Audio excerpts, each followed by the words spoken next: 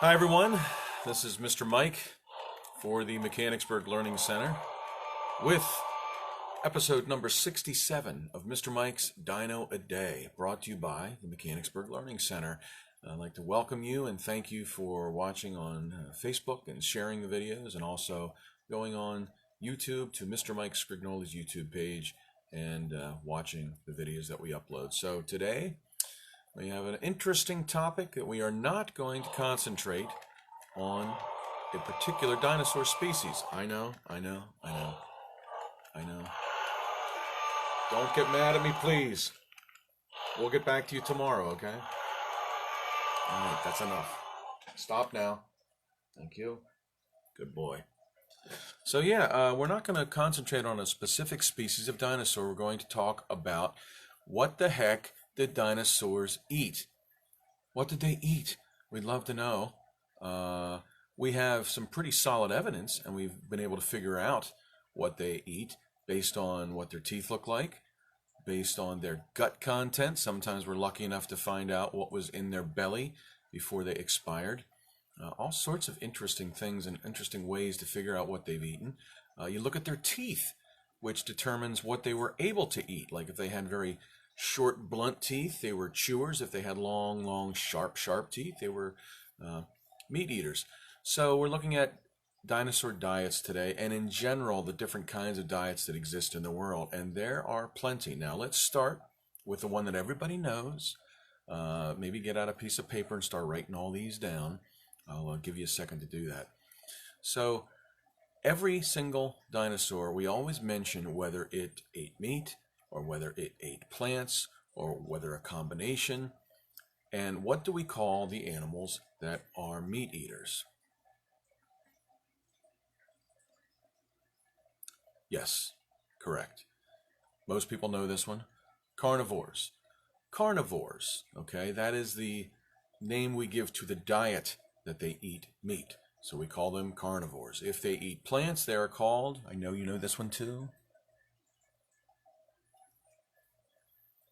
I grew up calling it herbivore. Lots of people pronounce it with a different H, say herbivore. Either one works. Herbivore, they eat plants. Great. Now, if they ate a little bit of both, what do we call them? It's a little tougher. Some people know this. Many people know this, but not everybody knows the word for this one. Go ahead. Yes, omnivores. So right off the bat, we have three different kinds of diets. Meat eaters, carnivores, plant eaters, herbivores, and a little bit of both. That means that you like to have salad with your steak. You would be an omnivore like we are. And if you look at our teeth, that tells us if we weren't around and all they had left of us were teeth, that could pretty much tell them what we ate. The front sharp teeth to bite into the hamburger, the sharp canines to stab and hold our prey. We don't want that hamburger getting away. And then the ones in the back, the molars that are flatter and grinder. They're grindier, they're grinders, okay? And they would grind up the food that we have in our stomach and in our mouth, add saliva to it to make it easier to go down our throats into our bellies. So we are omnivores. Some of us are herbivores, vegetarians. That would be tough for me because I do get a craving for a good burger. So anyway, so there are different kinds of diets that we need to talk about. So let me give you a quick little quiz. What are you if you eat this? Did you get that right? Herbivore. What if you eat this? What is that? An avocado. Would you be an avocadovore? Well, that'd be a cool word. Maybe we'll make some up as we go through our little segment today. So if you're an avocadovore, you would be an herbivore. What if you ate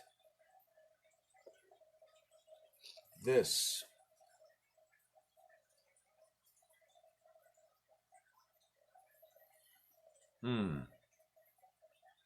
A tortillavore, perhaps? No, we'll talk about that later. How about these? Fresh blackberries. Yes, if you ate these, what would you be considered?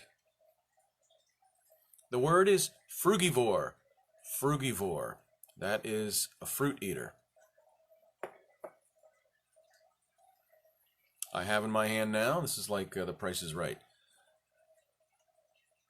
some beautiful canned sardines. What if you ate these? What if you fell in love with fish?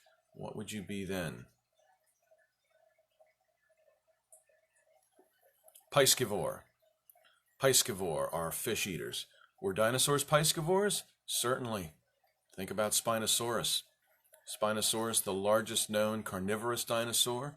So we know it ate meat, but it probably went swimming. There's brand new evidence that said it went swimming. And why did it go swimming? It was looking for canned sardines. It was looking for fish. So it was also a piscivore. So we could say it was omnivorous or polynivorous, many different kinds. But when they say omnivorous, they're talking specifically more about meats and plants. What about this? What would you call yourself if you ate this? Take the plastic bag off, pop it in the microwave. In 3 minutes, you have a wonderful, hot, steamy snack. Popcornivore? Yes, correct. What about, Mom, I'm so hungry. I'm a pastivore. No. Great Dane, but not real. Hungry for something spicy? Would you be interested in becoming a tacovore? No, just made that up. Peanut buttervore? Great word to say, just made it up. Peanut buttervore. No. So let's go through some of these crazy diets, and then we'll write and recite a poem for you all about the different kinds of diets. First of all, we all know about carnivore, we all know about herbivore, and we know about omnivore. Now, now we know about piscivore, fish. What if you decided one day, Mom, you know, peanut butter and jelly, I love it, but I just want to go outside and maybe catch a few flies, maybe a mosquito or two? Gross, yes, but you would then become an insectivore. Insectivore. Are you writing all these down? You may want to review this and play it back and keep hitting pause until you have all the names of these different kinds of diets. So we have an insectivore. If you were an ovivore, ovivore.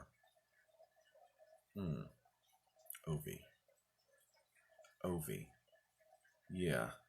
Ovivore looks to me, we may have to come back to that one because that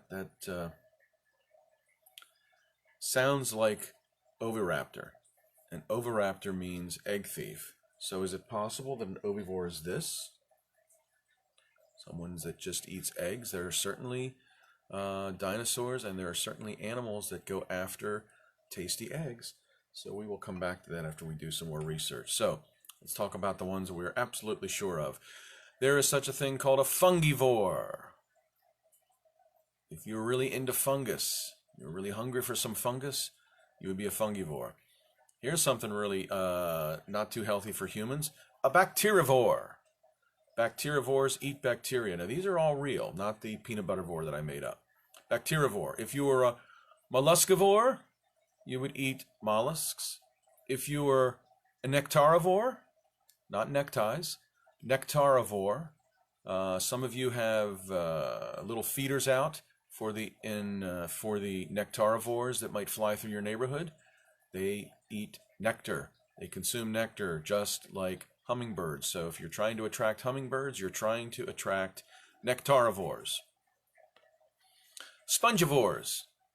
You ever heard that one before? Spongivores is an animal that eats sponges. How about an invertivore? They go after invertebrates, the no backbone animals. Invertivore. What if you ate vermivores? Sometimes kids, when they're young, are, vermivores. They eat worms. They call it vermivore because worms are sometimes also classified as like insect vermin, the little tiny gross squishy things. Yeah, so I wouldn't recommend a diet of a vermivore. What if you were a folivore? A folivore. You go outside, the trees have wonderful green leaves falling from them, and you're going up and snipping them off. They would classify you under herbivore as a folivore. If you were a florivore, which sounds like folivore, florivore, you're more apt to go after the flowers. How about a graminivore? Many dinosaurs were herbivores, specifically graminivores. They were going after the tall grasses. Okay, not necessarily just tall, but the grasses. If you were a granivore, that word gran is a little bit like grain. That means you like to eat seeds. Now, some are so ridiculous and long, you'll figure out what they are as soon as I say this. What if you were a phytoplanktonivore? You would be after phytoplankton. How about a I can't say it. It's too long. Because I always want to say, if you've seen the word zoology or zoology, this would be zooplanktonivore. You're after zooplankton. Then there are words such as an exudivore. Exudivore. Something that exudes or leaks, or, for example, tree sap coming out of a tree. If you were an animal that enjoyed that, you would be considered an exudivore. And then specific trees, like gum trees, get this, if you're into chewing, otherwise known as masticating, you might be a gumivore. That's an animal that likes tree gum. Okay, so we talked about nectarivores, molluscivores. Now we get into a different kind of, the second part of the word is no longer vor, it's this. What if you were into wood? You just wanted to eat wood. I know some people that just want to eat wood. That would be you're into xylophagy. Xylophagy. How about keratophagy? Keratophagy. Now we've talked about keratin, which is in the fingernails. Imagine a snake has just shed its skin and it turns around. Many snakes eat the skin after it's been pulled off of them, after they molt or after they get rid of their skin. That would be keratophagy. They're into keratophagy. However, if the poor snake was in the wrong position at the wrong time, someone might opt for ophophagy, or opophagy. I would pronounce it ophiophagy, ophiophagy. That's if you eat snakes. So I have a couple of snakes in my front yard, but I have no plans on making them into a lunch or anything. If you were into durophagy, you'd be after hard-shelled animals like clams and oysters. Lepidophagy, crazy. This is different than being a piscivore or a piscivore that goes after fish. This is a lepidophagy animal, and it goes specifically after fish scales. One of my favorites, if you decided that you didn't want to do any hunting, you weren't really into the plants that grew, you just wanted to follow animals around, and once another animal made a kill, or maybe they found some interesting grasses and they pulled them together, and then you went up and stole them from them, pushed them out of the way, and like a little pig you ate it all yourself, that would be an example of kleptoparasitism. Kleptoparasitism. You stole their food. Naughty, naughty. If you are into geophagy, let's call it geophagy, you would eat dirt.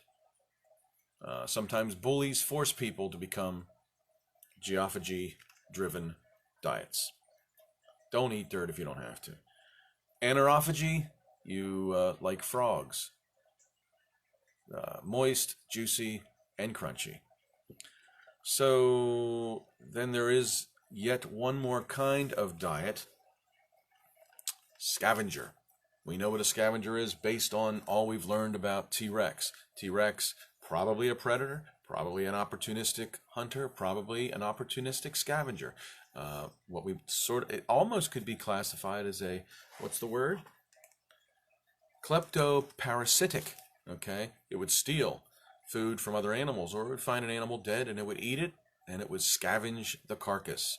So, if you were a scavenger, you ate carrion, which is another nice way of saying dead animals. So, let's go ahead and read the story about different kinds of dino diets now that you've learned that there are so many more than just being a carnivore or an herbivore or a herbivore or an omnivore. This is titled The Vor Family, and is a family of dinosaurs that had all sorts of different kinds of diets. Here's an illustration done by Ethan. It also became the star of book 3. This particular animal is kind of definitely a theropod, probably T-Rex-like. But look at all the different kinds of food this animal could enjoy, from fish and fruit and meat and leaves and insects, all sorts of things. Story is from Volume 3, Dino-Rific Poetry, written by Mr. Mike, illustrated by Ethan. The Vor Family. Dino diets all are given names as indication what each animal likes to devour. Meet the Vors, they're dinosaurs, and to avoid starvation, they'll eat anything from sweet to sour. Carnivore enjoys a steak no matter how you grill it. Herbivore prefers the salad bar. Omnivore is fine with any food that hits the skillet. Piscivore is fond of caviar. Insectivore will swat a fly, then toss it down with mustard.